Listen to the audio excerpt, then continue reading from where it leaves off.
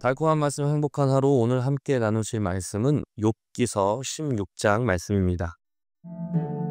욥이 대답하여 이르되 이런 말은 내가 많이 들었나니 너희는 다 재난을 주는 위로자들이로구나. 헛된 말이 어찌 끝이 있으랴. 네가 무엇에 자극을 받아 이같이 대답하는가. 나도 너희처럼 말할 수 있나니 가령 너희 마음이 내 마음 자리에 있다 하자. 나도 그럴듯한 말로 너희를 치며 너희를 향하여 머리를 흔들 수 있느니라. 그래도 입으로 너희를 강하게 하며 입술의 위로로 너희의 근심을 풀었으리라. 내가 말하여도 내 근심이 풀리지 아니하고 잠잠하여도 내 아픔이 줄어들지 않으리라. 이제 주께서 나를 피로하게 하시고 나의 온 집안을 패망하게 하셨나이다. 주께서 나를 시들게 하셨으니 이는 나를 향하여 증거를 삼으심이라. 나의 파리한 모습이 일어나서 대면하여 내 앞에서 증언하리이다. 그는 진노하사 나를 찢고 적대시하시며 나를 향하여 이를 갈고 원수가 되어 날카로운 눈초리로 나를 보시고 무리들은 나를 향하여 입을 크게 벌리며 나를 모욕하여 뺨을 치며 함께 모여 나를 대적하는구나.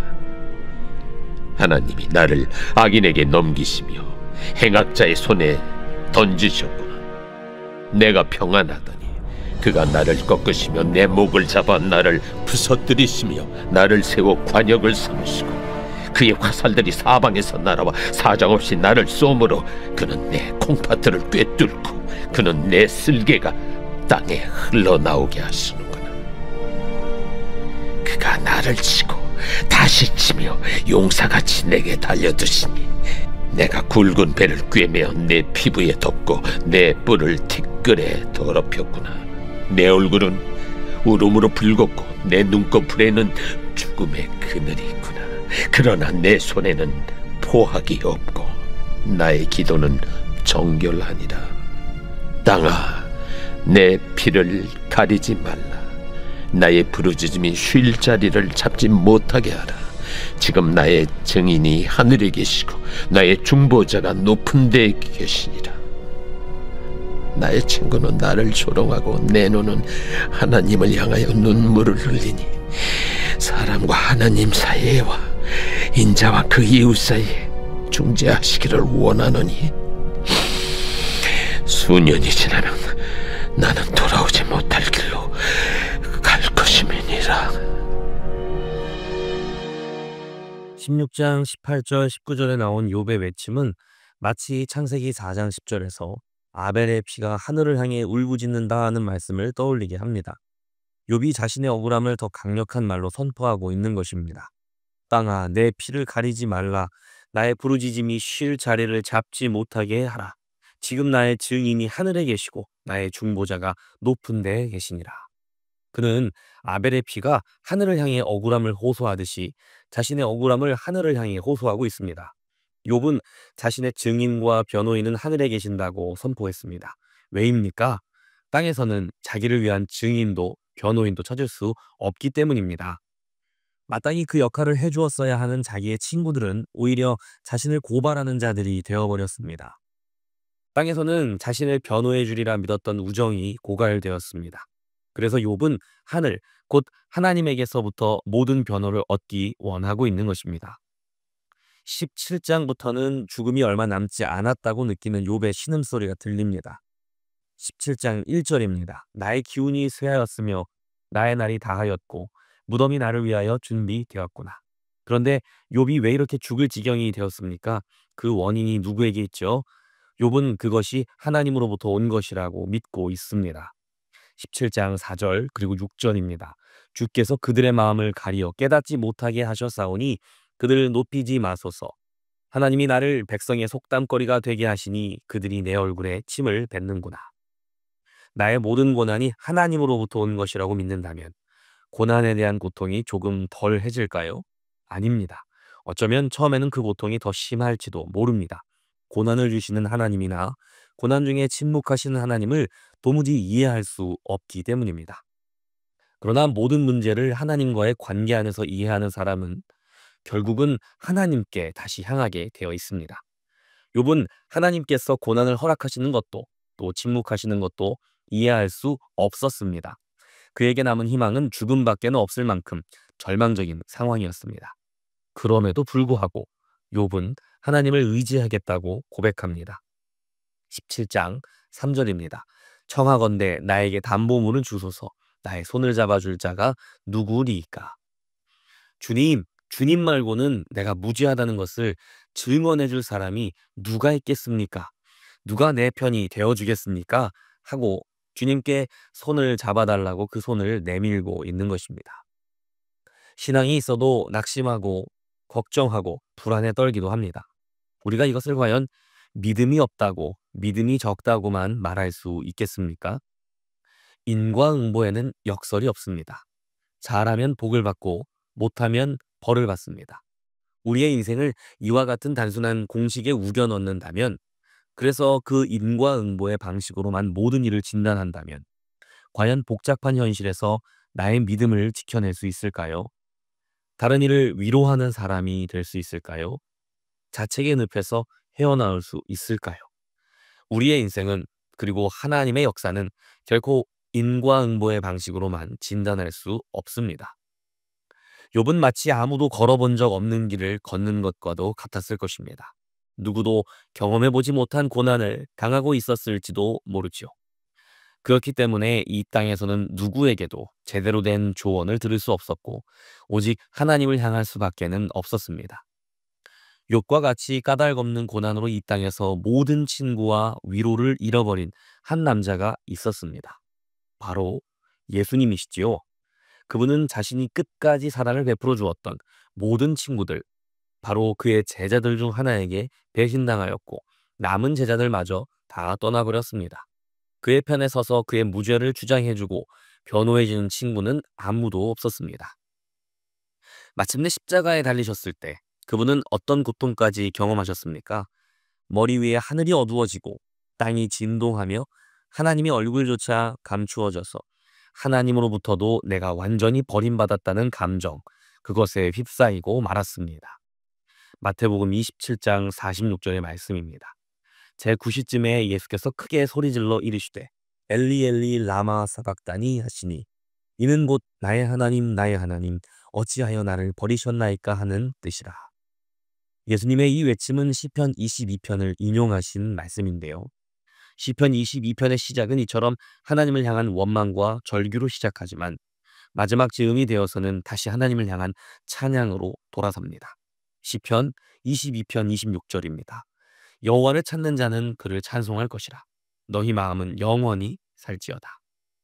하나님은 우리가 겪는 고난의 이유가 되시기도 하십니다. 하나님은 내가 고통당할 때에 침묵하시기도 하십니다. 그래서 우리는 때때로 하나님을 원망하고 하나님께 절규할 때도 있는 것이죠. 마치 예수님께서 십자가 위에서 절규하신 것처럼 말입니다. 그러나 절규에서 끝나서는 안 되겠지요. 예수님이 그러셨던 것처럼, 그리고 오늘 욥이 보여주는 것처럼, 그럼에도 불구하고 우리의 얼굴과 손은 하늘의 하나님을 향해야 하는 것입니다. 예수님은 마지막 숨을 거두시기 전에 이렇게 말씀하셨습니다. 누가복음 23장 46절 말씀입니다.